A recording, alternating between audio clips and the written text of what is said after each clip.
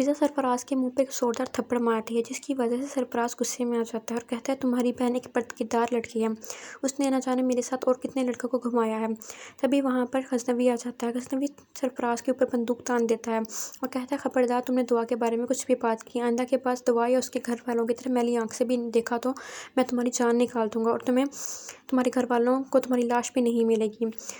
दुआ के वालिद सरफराज के वालिद से कहते हैं कि मैं समझता था कि आप एक शरीफ इंसान है और आपकी फैमिली शरीफ है, तभी मैंने आपकी बेटी का रिश्ता आपके घर में किया था, मगर आपने बहुत ही मायूस किया और मेरी बेटी को बहुत तकलीफ दी। उनके जाने के बाद सरफराज अपने घर वालों को अपनी सफाई देने की कोशिश करता है तो उसके वालिद उसे घर से निकाल देते हैं और कहते हैं तुम मेरे बेटे नहीं हो। तभी उनको हार्ट अटैक होता है और वो ज़मीन पर गिर जाते हैं। उनकी तबीयत इंतहाई ख़राब हो जाती है।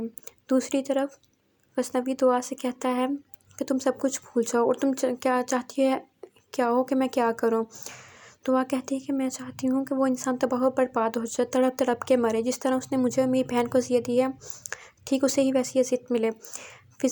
दुआ को कहती है कि इसमें तुम्हारी कोई गलती नहीं है, मेरी बहन हमेशा से ठीक थी, गलती उसने है, उसने तबाह बर्बाद किया है।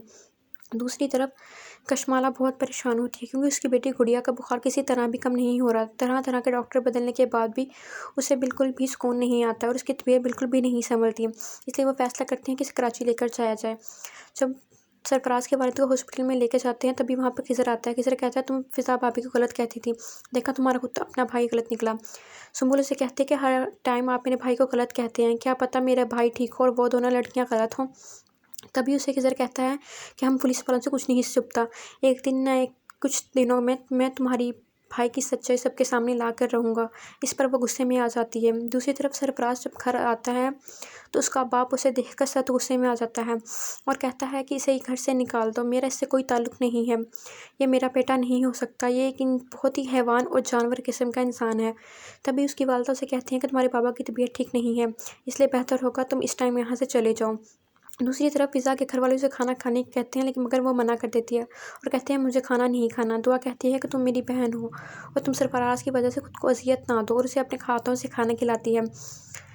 गुड़िया की तबीयत ख़राब होने की वजह से सब लोग बहुत परेशान होते हैं तो बाबा साईं कहते हैं कि मैं चाहता हूँ कि कशमाला तुम बच्चों को लेकर कराची चले जाओ, वहाँ नौशेवान है, वो तुम लोगों का अच्छा ख्याल रखेगा और गुड़िया का अच्छे से इलाज करवाएगा। अगर आपको हमारी वीडियो अच्छी लगी तो लाइक ज़रूर करिएगा।